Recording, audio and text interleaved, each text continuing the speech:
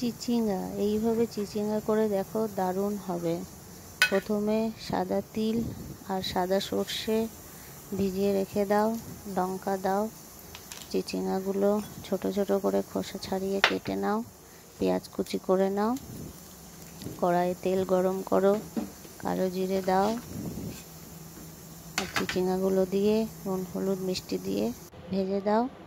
বাস, তারপরে চিচিঙ্গা তরকারি রেডি। তারপরে সাদা সর্ষে আর তিল বাটাটা দিয়ে নামিয়ে দাও, দারুণ হবে খেতে।